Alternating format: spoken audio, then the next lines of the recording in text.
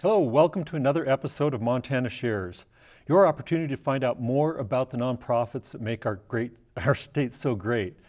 Today I've got Jennifer with AERO, which is Alternative Energy Resources Organization, with me.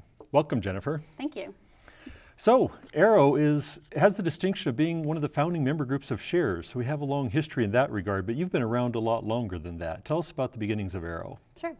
Well, AERO was started in the 70s during the time of the energy crisis, and when folks were talking about the crisis around fossil fuels and the affordability of that and the impact it was having on the environment. And a lot of environmental groups were fighting that development for Montana's citizens, farmers, and ranchers, but no one was really showing what the alternatives were and saying yes to different kinds of ways to power our communities. And so AERO was formed by members of different groups who were working in those issues to provide an avenue to start talking about renewable energy and finding alternatives that people can start using to get off fossil fuels. Mm-hmm. You were famous for like some traveling energy or show or something like that. Yes, they were very creative, clever, proactive, forward-thinking bunch, and they're one of the about a year into it, some of our members started what was called the New Western Energy Show, and they basically all piled into a vehicle and showed up into town and had this really great, dynamic, interactive skit where they talked about fossil fuels and alternative energy and how Montana can power our communities with alternative energy, but in a really fun and engaging way that would appeal to communities, kids, and just get people starting to think about that. Right. And they're probably a little grayer now, but who are some of the significant people that were involved in those early days? Sure. Well, one of our first directors was Kai Cochran, and she was the first executive director of AERO. Some of the founding members were John Brown and Wilbur Wood and Elizabeth Wood. Some of the other folks involved in that, Jim Berg out of Livingston. Let me think. Yeah, just a lot of people who are still engaged to this day. So over the years, and just looking backwards a little bit, what are the things that you're most proud of that AERO has accomplished in this state? Sure. Well, one of the great things about AERO is that, like I said, they are forward-thinking and proactive, and our members really want to try to provide positive alternatives to the way we power our communities, and they do it in a way that is really community-based. They, really interact with each other, try to think outside of the box, and say yes to alternatives. So, and they've done that in a variety of different ways. We've also been really good at collaborating, connecting people who are interested in similar issues. And it's really getting your hands dirty and making the change you want to see. Mm-hmm. Now I always think of AERO as sort of having two primary focuses. One of the focuses is sustainable agriculture, and the other one is renewable energy. Is that a fairly correct statement? Yep, that's perfectly accurate. We actually have two task forces. One of ours is our energy task force. We focus on energy conservation and renewable energy, and the other task force is a food and ag task force.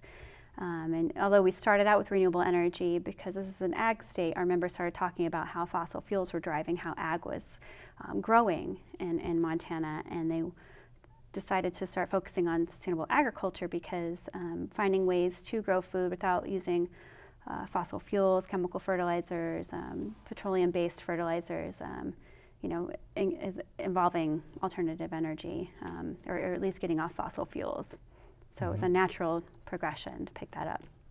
And so in that sustainable agriculture arena, what's kind of the most interesting aspects of it right now? Oh, there's so much. But one of the big programs historically that AERO is pretty well known for is in the 80s we were supported by the Kellogg Foundation. They give us a very large grant to basically, we started a program called the Farm Improvement Clubs, and we were able to give mini grants to groups of folks who wanted to study how to transition their farm to organics or at least off of using pesticides and chemical fertilizers and working with the land when no one was really funding that at the time. And because of those clubs, they would get these mini grants from AERO, do this research, and then report back and share that information statewide. And they changed the landscape of sustainable agriculture in the state. Mm-hmm. Some of those farmers that you may know of are the Timeless Seeds farmers, who grow lentils and peas and are actually a big part of a book that just came out. Right, I went to their book opening. It was somewhere here in town, Real Food Store or something? Yes, yeah, they okay. had a couple readings, yeah. And Faro is one of their other products that Yep. Faro salad's one of our favorites. Yeah, it's really good. So the other side of the equation, what's probably the most interesting stuff going on in the energy arena right now?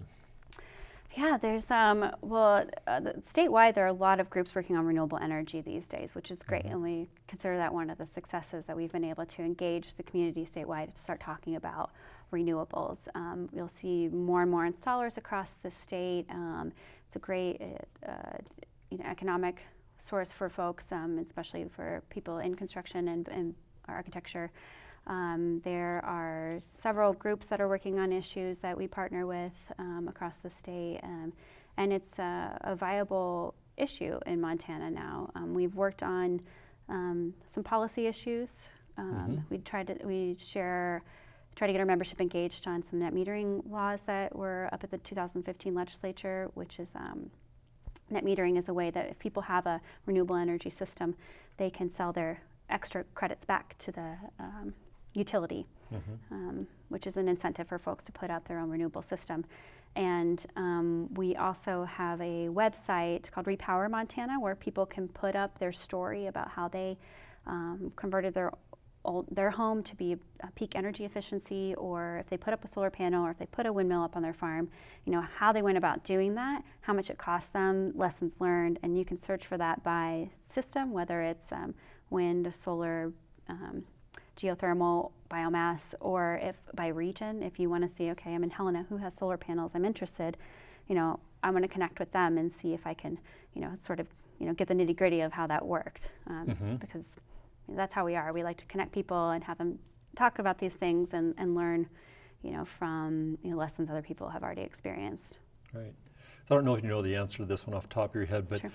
I was pretty involved in solar probably 20 years ago, and the payback was quite a ways. It took quite a few years to pay back. The price of solar panels has dropped significantly. It's a fraction of what it was back then. Do you happen to know what the payback period is on a solar installation now? Or ballparkish? I'm not off the top of my head, and I think it really does vary about the kind of system that you need. But I can absolutely connect you with some installers who would be able to give you more specifics. Because that's what you're all about, is community, Yep, right? Exactly. I know I was visiting friends down in Hawaii, and because they produce all their power with diesel generators, I believe they said their payback period was anywhere from 4 to 6 years, which is like super short return on investment. It's incredible. Yeah, and if you check out our website, repowermontana.org, it's you can find, search by solar and see different sizes of installations that people have and the process they've gone through. But it is getting a lot more affordable. One thing that we are looking at as well is with renewable energy systems, one of the barriers is the upfront costs to doing that, and we have some great programs like the DEQ has a revolving loan fund you can use, and there are some, we still have a state credit system if you get a tax credit if you do put in energy efficiency or renewable systems. But we are currently doing research to try to find some alternative funding. However that shakes out, we're not quite sure, because when you get into lending, it brings in all these legal issues. But we're hoping to eventually come up with a model that's similar to the farm improvement clubs, where if people want to buy a system, they work with us, and we try to find a way to give them the money, and then with their energy savings, they pay it back into this fund, so then we can again give that that opportunity to another member and just kind of grow from there. Right. And Northwestern Energy is still doing a grant program for that, is that correct? Yes, they're currently doing it. I'm not sure how long that lasts, but they still do the USB program if people want to have access to some funding opportunities. Right, so lots of opportunity to lower the price of those installations. Okay, great. Yeah. So what, if someone wants to join AERO, first of all, how do they do it? And then secondly, what should they be excited about? Why should they want to join? Sure. What do you have up your sleeve? All right, I'll tell you all our secrets. There you go. Well, you can join online at www.aeromt.org. You are more than welcome to come by our office at 432 North Last Chance Gulch. We're upstairs above Murray's. Or in person at any of our pint nights, so we have listed on our webpage, or our annual meeting that we have coming up. And some of the perks of it are that you get connected to a community that is really forward-thinking and thinks outside of the box and really wants to try to have fun and thinking about ways we can make our communities more sustainable, whether it's energy and ag or both. Food systems is a program we were actively working on, is growing local food systems, helping replace our communities with local food rather than food that's come from Washington, Texas, and all that stuff, because it's healthier and fresher if it's grown close to home. And in particular, one of the programs with that, we are working on building regional food systems. There have been a lot of groups that are popping up, either small-scale growers, farmers, producers, ranchers, or but also there's a lot of interest in developing food hubs where people can actually talk about growing the local food system, but also processing centers, distribution systems, and we are working with different communities across the state to help connect each other, so that way they're sharing some of that workload and working together to help replace our food with locally grown food, and planning long term for that. And we actually have a group in Helena that's already starting to get together to talk about that and working with a wide variety of partners, but ultimately we'd like to see some kind of big community garden or community farm, community greenhouse where we have different aspects of the community all interacting in one place, growing food, processing food, just increasing access to local food in Helena. And you have a phrase, food to table or farm to table or something like that. And that's on like two different scales. I know when we go to Norris Hot Springs, they list all the sources of their food, and it's all probably within 60 miles or something of the hot springs. And I think the other kind of extreme for a large scale is probably University of Montana's dining service. Makes a significant effort to cut down the distance their food travels. Is that correct in both cases? Yeah, they both have great programs. And defining local food varies. There are different ways to do it. Some people, I think the average is about 150-mile radius from where you are. You try to get your food, but farm to table, farm to fork, farm to school. There's a lot of great initiatives out there bringing local food to their communities. Okay. And you have an event coming up. Tell us about your event that you've got annual meeting. Go ahead. Every year, AERO has an annual meeting, and it's not just, it's for our members. We're a membership-based organization, so we go through, part of it is, going through all that board elections and, talking about what programs are happening. But because our programs are based upon what our members want, it's a great opportunity where we all get together and talk about, the direction of AERO, what programs are happening and where we want to go. So we've changed the name to call it a expo, an annual meeting, because it's not just all business. We have fun and we have workshops and panels that come and talk about what's new in sustainable agriculture and renewable energy. And this year, that will be at the AERO Peak Lodge outside of Great Falls on September 25th through 27th. So we start the Friday with farm tours, and we'll be touring Commit Organic, Prairie Heritage Farms. We have a straw bale house we can look at, and then this community garden in Great Falls that's run by Mike Dalton of Gardens from Garbage. He's working with the Boys and Girls Club. And do you know him? I don't. No, but Gardens from Garbage sounds great. It's you would love phrases. It. You would love it. He basically took this abandoned plot of land and they put in garden beds, and they work with the Boys and Girls Club, and the kids come in and they grow the food and they harvest it, and they get to take some of it back to the Boys and Girls Club, but they also give it to the Meals on Wheels program. And he's working on this program right now where they're rescuing produce from the grocery stores up there, and it's called Gleaning. And then again, using that food to help feed kids at Boys and Girls Club who are, can then stay there and have snacks and for the Meals on Wheels program. He's a really, really great guy, so I'm really excited for that to be an option as well. But we have two keynotes. We have an opening keynote at the meeting. Sarah Calhoun from Red Ants Pants is going to be there. And then our other keynote is Liz Carlisle, the author of The Lentil Underground, which tells the story of the renegade lentil farmers in Montana who are very near and dear to our hearts because, they epitomize what AERO is, and we were able to help them, grow their business in a way that aligns with their values. And it's a fiction story, and it is about lentil farming, and it's just really compelling. You get really drawn into it. Hard to put down. So everyone should get it. I believe the Montana Book and Toy Company is selling it. And then we have a bunch of workshops that I'm really excited about. We have one that's about energy policy in Montana, where we are now and where people want to go, and that's engaging a lot of several nonprofits like the Montana Renewable Energy Association, Northern Plains Resource Council. We will be on it as well, Northwest Energy Coalition, and talking about the work they did on net metering this past session. We will be having, there's an exciting new law that passed out of the session. It's a cottage food bill, but AERO is part of a coalition called the Grow Montana Food Policy Coalition, with several groups who work on food policy in Montana. And for several years, they've been working on this, what's called the Montana Food Safety Modernization Act. And essentially what it is looking at how we can help Montana producers or food-based businesses sell products made from local Montana foods and make sure it's done, in a safe manner. There were some kind of piecemeal patchwork laws that made it prohibitive, and we see it as a really great avenue for our farmers and producers to have another income source. Mm-hmm. So when you're just starting out, or you're trying to farm, organically, or without using chemical fertilizers and pesticides, it's always nice to have a supplemental income. So if you're able to, find a way to make products from, too many tomatoes that you have after the season's right. over, this bill will help you do that. So we're going to be talking about that and talking about upcoming training program we have on that.